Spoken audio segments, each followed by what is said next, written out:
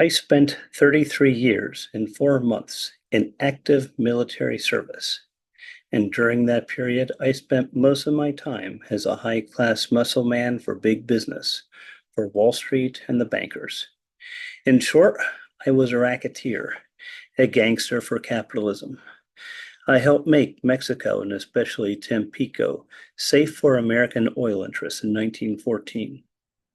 I helped make Haiti and Cuba a decent place for the National City Bank boys to collect revenues in. I helped in the raping of half a dozen Central American republics for the benefit of Wall Street.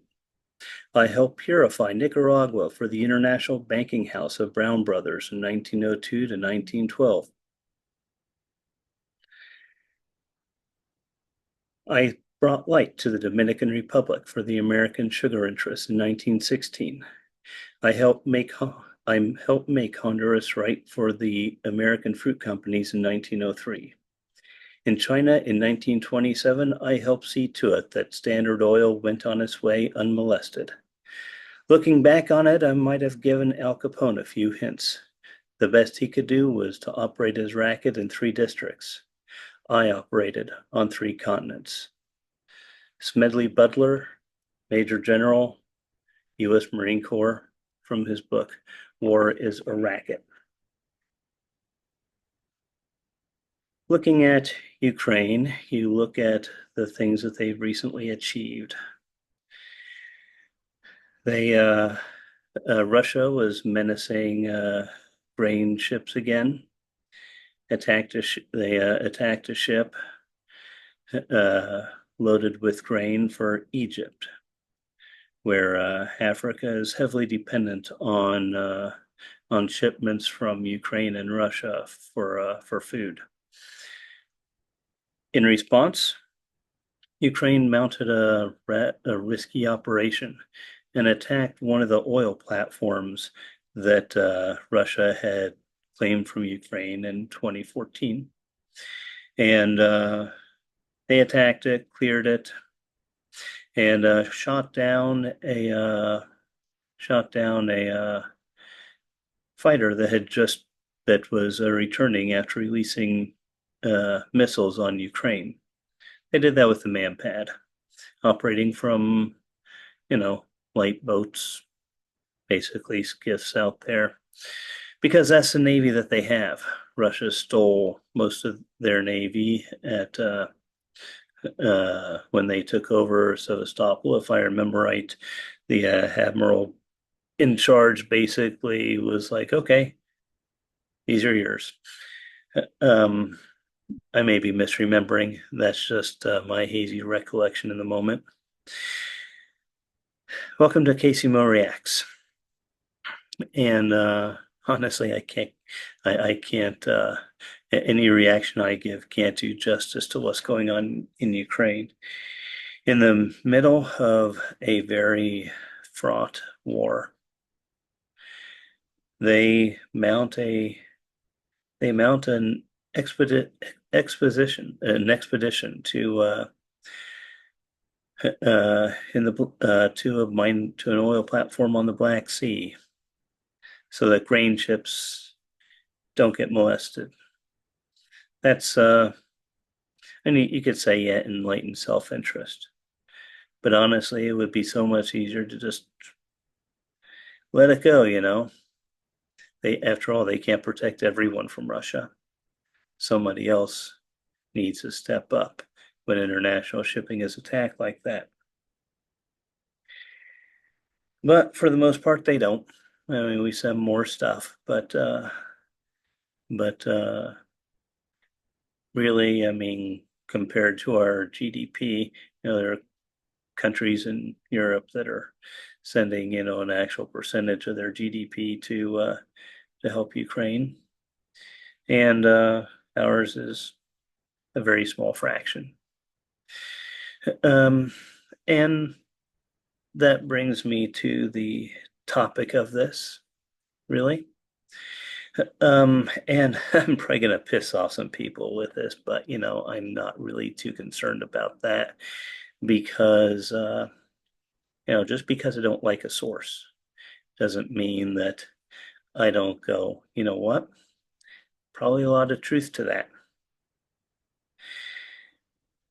We continue to embark on military misadventures based on economic interests, based on, um, we have spent a lot of time destabilizing budding democracies in various places like Iran and Central and South America because it was more convenient for us to deal with authoritarians. And I realize that there's this tendency on the left to kind of embrace this notion that American foreign policy is always wrong, is always bad, and that, our involvement in other countries is typically not going to help, usually makes problems worse. And, looking at history, I got to agree with that. I mean, when I was in school, they didn't even talk about American history past Reconstruction for those not American. That's basically post 1870s, just because it would be too embarrassing to the powers that be. So a lot of what I've learned from media. I've learned from podcasts like Robert Evans, like Lions Led by Donkeys, from Heck Last Podcast on the Left, from all sorts of places, all sorts of different little places where you can go where there's specialists and experts and people who like quote books and bring credibility to it. And so I myself fall prey to this thinking of, American interventionism is always wrong, is always bad because look at history. Then people make arguments of, you know what, people who aren't from the US usually will make arguments of what do you want to, what is the alternative? Leaving the rest of the world to Russia, to China, even to India, you know, and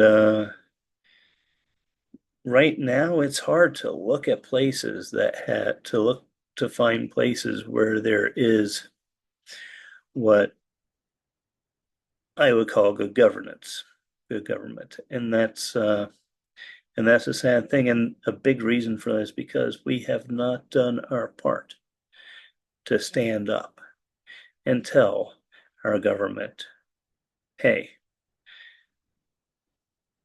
do something different. Take us down a different road. Don't pull out. Don't be isolationist. Don't withdraw. Put our money where our values are. You know, right now we have we I remember when Zelensky's Zelensky on the 4th of July, a couple I think last year, maybe year before last, he had this big long he had this big flowery address to the U.S. About who we are, about our place in the world, and about how people like him look up to us. We have our flaws. Our history is just as blood soaked as every other country. We're trying. You know, we've tried to make as hard of a break from that as we can, and we're doing better. But we still have this feeling that that our foreign policy is always going to be bad. And right now, it isn't necessarily good. And yeah, we support Ukraine in a lot of ways, but they're fighting against Russia. And we basically built our military to take on that military there. That's and we just kind of we send them we send them our scraps as we're getting ready to decommission them. Most of the money we spend is on new equipment made here in the U.S. Honestly, it's also a jobs program, and that is not a bad thing. I'm not going to say that I'm opposed to that, but there's this idea that, oh, Ukraine was threatening Russia. NATO was threatening Russia. That's why they got involved. Well, something that has not circulated very much in the West are some words that were said by a dead war criminal and possibly Putin's only truly loyal member of his inner circle, Prigozhin, and the owner of Wagner, a horrific man who led a horrific group, who actually knew what he was doing, who knew what was going on and all that stuff. He was plugged into Putin's inner circle to the point where he was basically he was an enemy of their of Shoigu, their at the time their Minister of Defense. And obviously Prigozhin lost that fight. Lost it to a surface-to-air missile in a plane because he was stupid enough to return to Russia.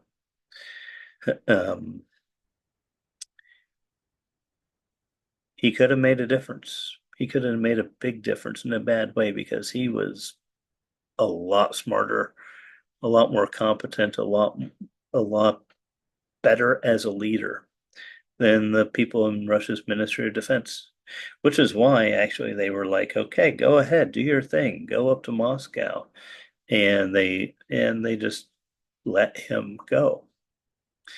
And um, I think we'd all be in a lot worse shape if he'd actually made it there. But he had some very interesting things, some very interesting things that you don't hear about in Western media at all. And he was pissed. There at the end, he was pissed. He was betrayed by the Ministry of Defense. They were shooting they were starving his men of ammunition while laying mines in the paths of that they knew that his men were going to take as they moved away from the front lines.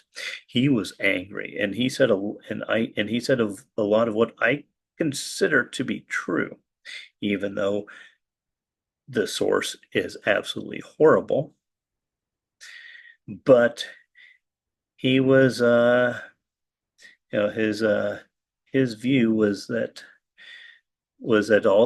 all of these things that Putin had said about the cause of the invasion in 2022 were a lie.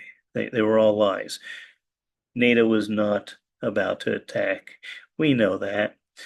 Ukraine was not about to attack. We know that. They had no capacity to attack.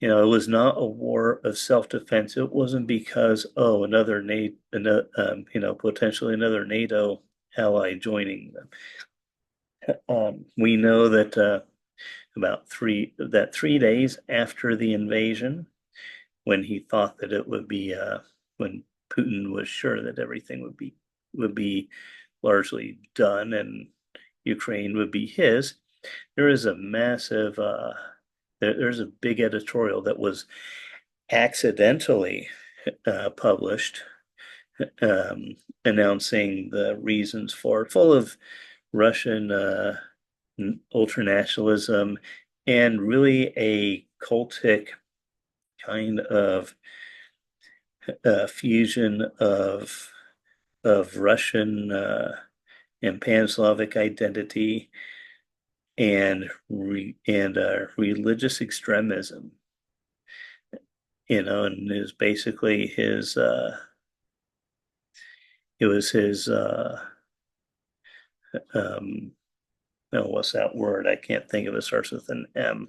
Manifesto. This is manifesto that kind of thing you'd normally see posted on the internet after somebody's gone and done something stupid. Well, he did something stupid, and in this case, he posted it to the entire Russian country. And but even that, according to Prigozhin, was not the reason for it. Same thing that Smedley Butler was saying here. Same thing. And in fact, at one point, he tipped his, I remember Putin tipping his hand on it, where he said that, oh yeah, we're spending a lot of money, we're losing a lot of men and a lot of a lot of old vehicles and stuff in Ukraine. And that is perfectly acceptable because we're taking all of Donbass. We're not going to be happy until we've taken all of Donbass, and Donbass contains X number of people, and the mineral values there are worth X amount. And so we'll profit from this. We'll come out ahead. And according to Prigozhin, that's what it was all about. It's about the elites of Russia wanting to carve up a mineral-rich area for their own profit. And he was disgusted that the youth of Russia was being butchered for the sake of money.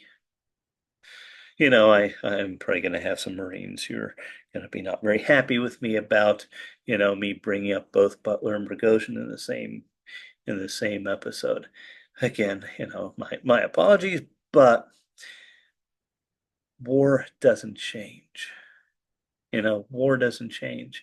We're like, oh, Russia, Russia's worried about this and concerned about that. No, they're not. This has always been about this. This started out being about war. Now, what it's about now, Lions Led by Donkeys, Joe Kasabian's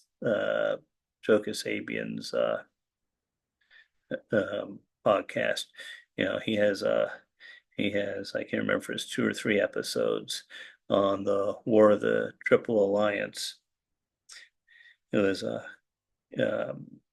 something from a couple years back, I think. I can't remember exactly when, but that's about Paraguay, and it shows just how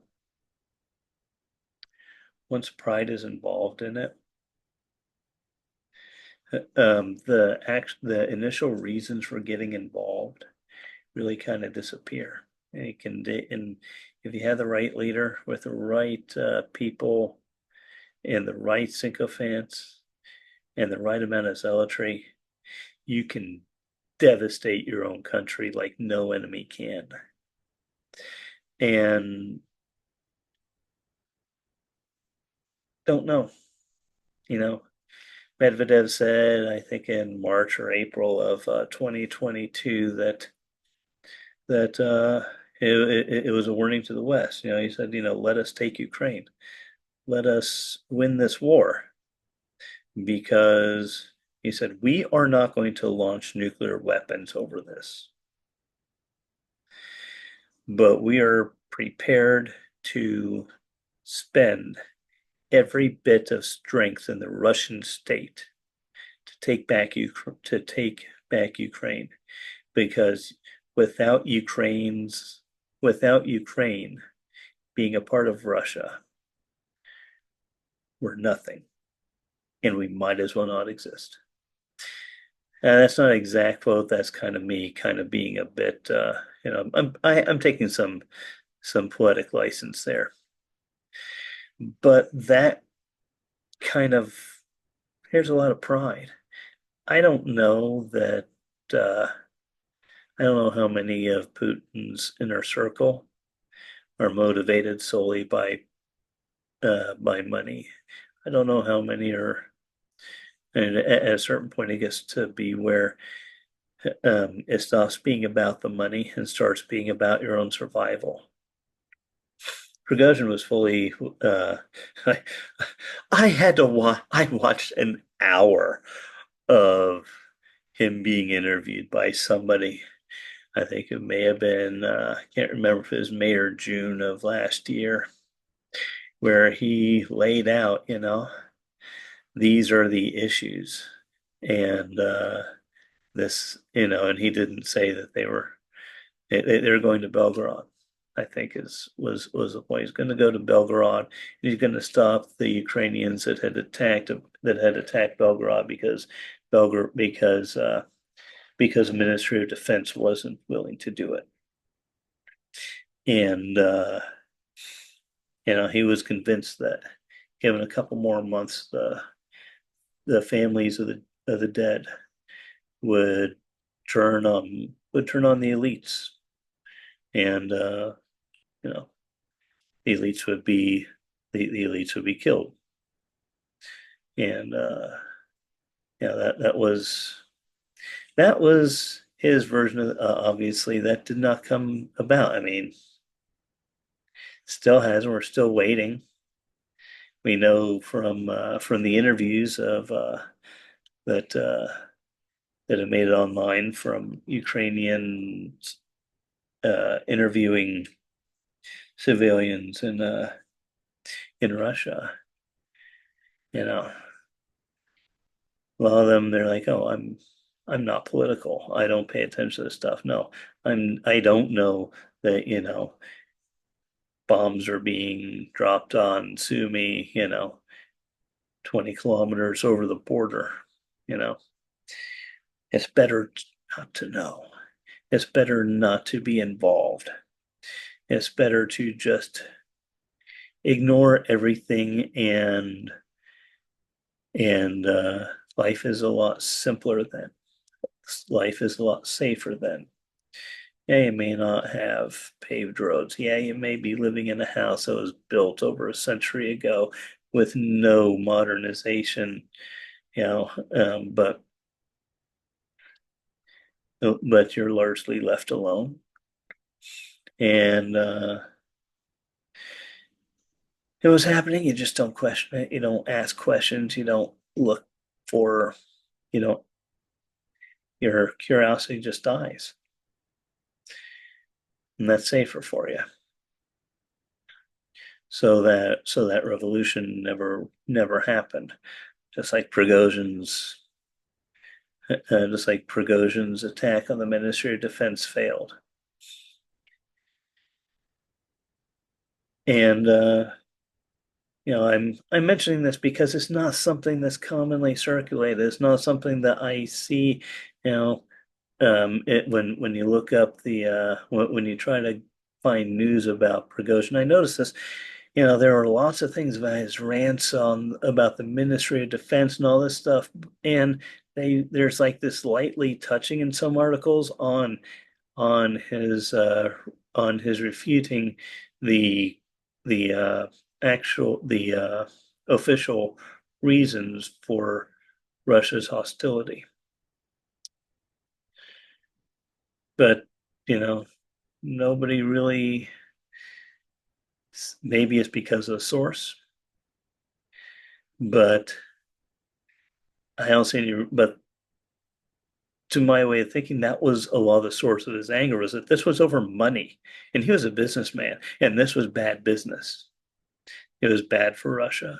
It would destroy Russia, and it's going to destroy Russia. It's going to destroy a lot sooner than he thought. They're talking about maybe 2026. Partway through 2026, the Russia just completely falling apart because of just not being able to maintain logistics, not being able to pay people, not being able to do all the stuff that an actual government does.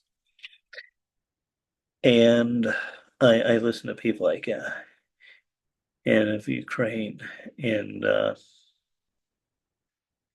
and I have to agree with her that the old order, the old ways of doing things need to come to an end. It can't all be about money, and we have to stop. We have to push our political leaders. We have to get new political leaders who will, for once in our lifetimes, stand up, not just for Ukraine, but for democracies everywhere that are under this kind of a threat, or for democratic movements like this around the world that are under this kind of a threat. And I don't mean by, sending in CIA agents or anything, I mean, actually making a substantial stand. Doesn't always have to be a military response. But this, as oh man, I'm gonna go back to Marvel about this. With great power comes great responsibility, and we've abdicated our responsibility. We absolutely have, and we need to push for our leaders to take up that responsibility and to do the right thing instead of the thing that benefits the people who just want Russia to be there to do business with. That's all it is. That's why we're not doing anything. It's we know their nuclear doctrine. We know what their actual red lines are, and apparently, and uh, and it's just an excuse. It's just an excuse because if we give Ukraine the ability to win, if yes, if we give if we give Ukraine the ability to win, then that means Russia loses, and that means there probably won't be a Russia as it currently exists to do business with, and they just can't see a future. They don't want a future where that is what happens. Anyway, I gotta go now. You have a wonderful week, and hopefully I'll find a happier topic to talk about tomorrow. Thanks. Thanks for watching.